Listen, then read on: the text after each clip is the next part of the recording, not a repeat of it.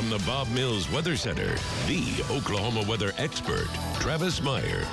Well, yesterday we had 70s. Tonight we had a gorgeous sunset. So many pictures came in. We had one of our own trackers, Brandon Wells, who took this picture on the highway. And it was just a stunning display tonight. Lorraine sent this in from the Tulsa, and just beautiful. Well, not so beautiful was the tornado update. We received another one from the National Weather Service, Oklahoma City. Now we're up to 11 tornadoes. So they added 2. So now that just tops the 6 that was the biggest and highest number we've ever had in February. The survey's still ongoing, and there could still be 2 more. That's amazing. All right, so we do have tornadoes tonight and tornado warnings off to the southeast. That's Arkansas, Mississippi, and Alabama. Huntsville, Alabama, under a tornado warning right now. Huntsville is in one of the areas where one of the highest chances of getting a tornado, believe it or not, is around Huntsville. And near Tupelo was not very good as well.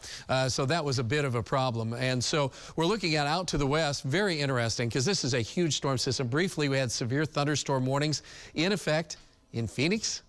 Yeah, that's how powerful this storm is. Usually that doesn't happen this time of year. Very unusual.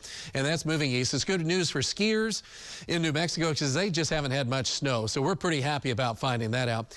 Temperatures across the area showing up generally in the 40s and 30s up to the north where it's clear. We're in the 50s to the south. You get down to around Idabel, and we're sitting at 61. And then as we look at what's happening for the overnight, we're kind of clear out, and then we bring clouds back about the time everybody's up and running again. Some showers down in the far southeast. Then we have a chance of some showers and some warm, moist air coming up over the cooler air, so that's called overrunning, and so there could be scattered areas of showers, a few rumbles of thunder with that.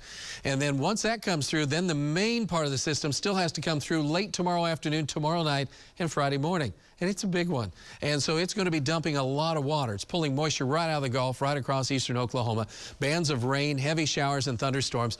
And then most of the severe weather will be confined to southeastern Oklahoma, but still, this system is wrapped up and going to be moving across our area. So this is the newest data we have. So Friday morning, there's still rain and thunder, and that's lifting out. Now the snow, which we thought would be up in southeast Kansas, maybe northeast Oklahoma, it's not as strong of an indication of that, but that's going to move out, fortunately. But the winds are going to be howling most of the Friday time period, 30, maybe some gusts to 40 miles an hour. The sun comes out late in the afternoon, and we get to bounce back to the 50s.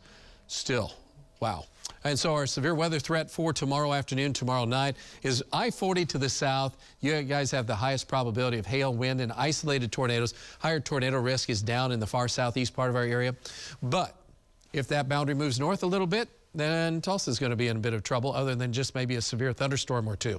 So as we look at rainfall amounts right now, in fact, I have 2 models. One says 18/100ths of an inch of rain. The other one says almost 5 inches of rain. That's just one of those things drives us crazy. But anyway, I-44 to the east-southeast, 2 to 3 inches is going to be likely, or more, maybe up to 4 inches in a few areas. So we do have flash flood watches, and several of the rivers, including the Illinois River, have flood warnings because we're anticipating the amounts of rainfall. We'll be pushing it up to significant levels above flood stage, so make sure you are prepared for that if you're in eastern Oklahoma. Saturday, we get to dry out and hopefully watch the water drop. We'll be in the 60s and gorgeous weather. And then on Sunday, have some high clouds, but we'll be in the 70s. And hopefully we'll squeeze Monday into that as well. So we're still watching how warm it is to the south, and then we're also watching colder air trickling down tonight with that storm system out west. In fact, there are frost advisories in San Diego, right along the coast for tonight, to give you an idea how weird it is. So this storm system, as it continues to track across, the highest impact tomorrow night and Friday. Then we get this break, and so this break will be pretty good. I don't think anybody will complain about Saturday, Sunday, Monday, and then Tuesday, cold front comes back in, and then it's going to settle us down into some colder weather, and hopefully not, but during spring break, maybe some rain or snow, and mainly rain, but it's still, the idea is just, that stinks. That's all I can say.